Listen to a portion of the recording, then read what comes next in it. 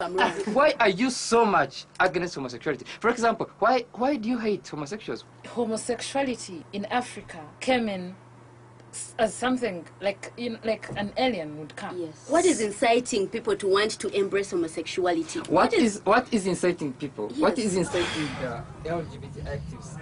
Those girls are really winding me up. I kind of want to just grab the mic and go, listen! But I just want to hear what they've got to say. But it's really hard to just sit by and not talk. Especially with those girls, they're doing my head in. God initially created man and woman, not man for man. Give us a call, 0382271891 and 0794271891. Hello? No, you guys, is it mentioned anywhere that it's okay for man to have sex with a man? It is not really. So for me, there is no way you're going to convince me that it is okay to have sex with a fellow man. So for good sake, there is no way. How does it happen? So me, I can't concur with you in any way. In the Western world, 2% to 13%.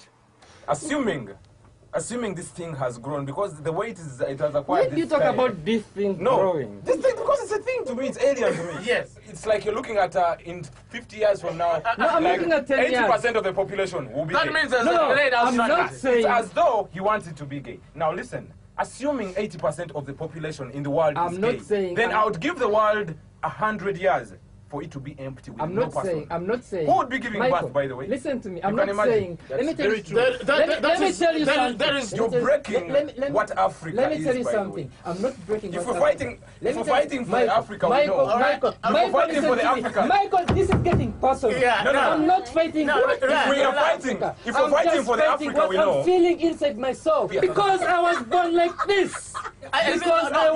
Born like this. Mogisha, you just need to calm down. After 2 hours of what I can only describe as a battering, it was all over for Frank. Wow. How did you feel about that? I'm pretty much disappointed by the level of homophobia that exists in this region. I think we do, sometimes I flatter myself and I think the journey is not so much, but I think the journey is so big. And I feel so bad that people have to be this homophobic. I mean, almost all the callers where they kill them, arrest them, they are mad, they are dirty. I was very disappointed as well. I really thought that this would be different, that maybe we'd get a more positive response. But all I heard was the same old bigoted views.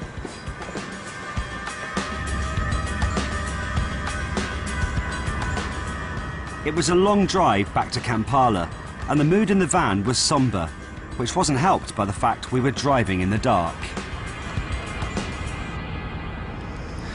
Right, this is going to be a quick one tonight because I'm absolutely knackered.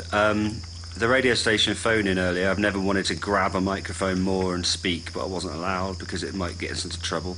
Yeah, just a bunch of bigots, really, including the presenter. I thought he was supposed to be impartial on a talk show.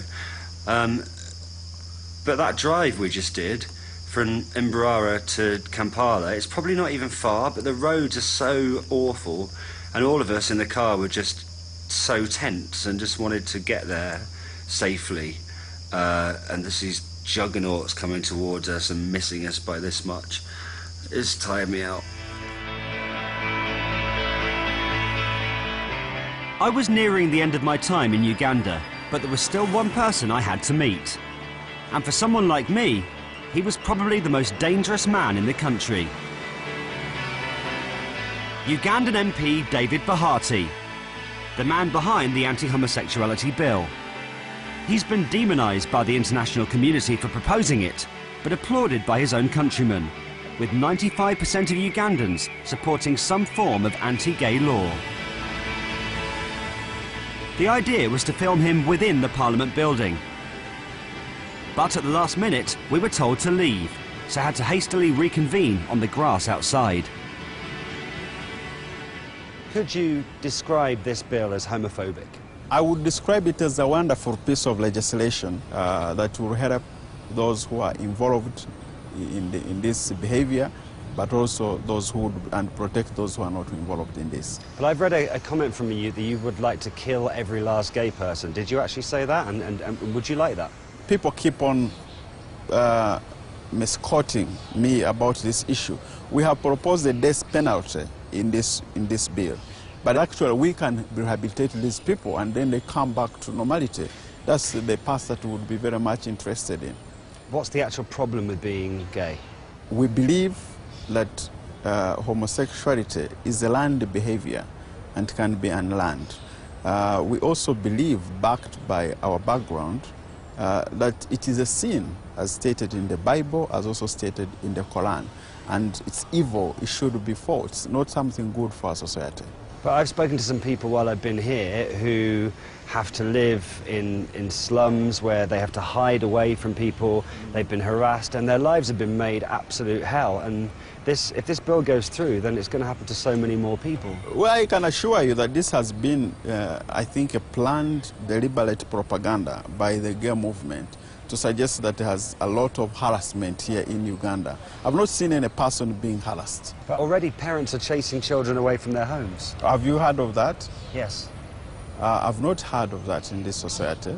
But well, maybe you should do some more research. But what I know is that once we have the legal framework passed, the bill passed, we would expect the parent to report the child to police, and then the law enforcement agencies should take care of that.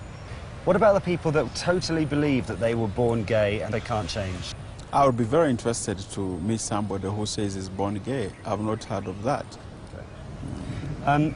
I should probably tell you at this point that I am actually a gay man. Mm. How does that make you feel? Well, I think if I had known, it would be a different matter for this interview. You wouldn't have taken part in the interview? No, I wouldn't. Why? I wouldn't. Why? No, I wouldn't. But why? And I think it's not professionally right to engage in this. Okay. And well, I'm just asking you your views. And if you are, we could probably ask our police to check if that's right. Okay.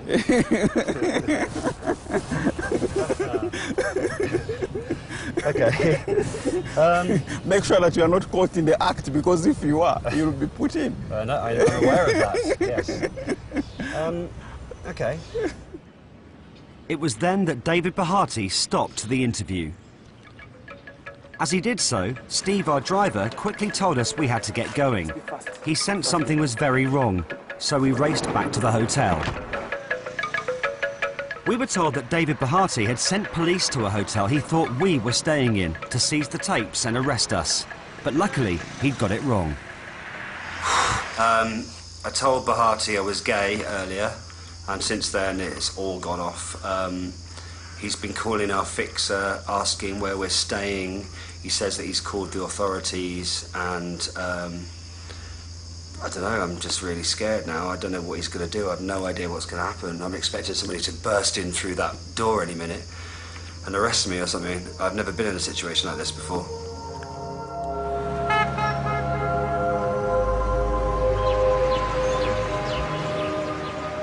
The first priority was to get the interview tape out of the country. And with the threat of arrest hanging over our heads, I was keen to leave Kampala too. But there was something I wanted to do first, so made one more trip to Boise. Hi, how are you? I'm okay, how are you? Okay, I'm good, thank you. Hi. I know it's not going to really help that much, but I bought you a few little things. Oh, thank you. I bought you a stove. Hey. And I know that you said you needed some blankets and stuff. Yeah, okay. So I got you some blankets and some towels and some plates. We have them. And even some forks and spoons. I didn't believe for a moment these gifts would change anything. Not while Ugandan society is so aggressive towards gay people. Something happened to our friend. One of our friends was coming from out from the bar. Somebody come out from the other side of the road. He grabbed him. He was boxed. Then he fell down. Was stuck the cake. He was kicked. So he was quite badly beaten up. Yeah, he was quite beaten. He had some injuries around the lips here, and it was swelling like this. Then he was finding some difficulties in breathing, was gasping for breathing. Right. Do you think he was beaten up because he was gay? Yeah, he was beaten because that guy who was beating him, he froze up with the experts, the boxing and the kicking with some words that I'm not a gay. Why are you gay? Why are you here? Why are you here? I promised one time I will stab you, I will kill you. What? It is unsafe. It seemed every time I met them, something else bad had happened, which to me summed up the bigger picture. The homophobia never stops. But what's amazing is that through all this, Morgan, Joseph and the others don't let it grind them down. I was created in God's image. I know that I'm normal just like other people, and I know that I can succeed in life just like others.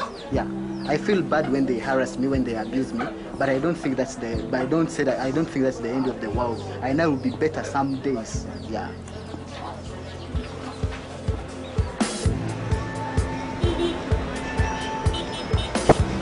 When I first arrived in Uganda, I was blown away by how vibrant, attractive and full of life it seemed. But as I headed off to the airport and thought about my time here, I realised if it stayed like it is, I couldn't see myself ever wanting to come back. People just think being gay is wrong, and not only just wrong, they hate them. They hate gay people, and you know, I spoke to people on the streets who think they should be killed, and pretty much everybody thinks the same thing. And all the time they've got pastors and teachers telling them that this is the way it is and that it's wrong and that it shouldn't be, then nothing's going to change, which is depressing. But what it has done is made me realise how lucky I am. My life actually isn't acceptable in some parts of the world, like here. And at home, I can live with who I want to live with, I can see who I want, I can go where I want. And to be honest, I've never really thought about it before, and I've probably taken it for granted. But I don't think I'll do that ever again.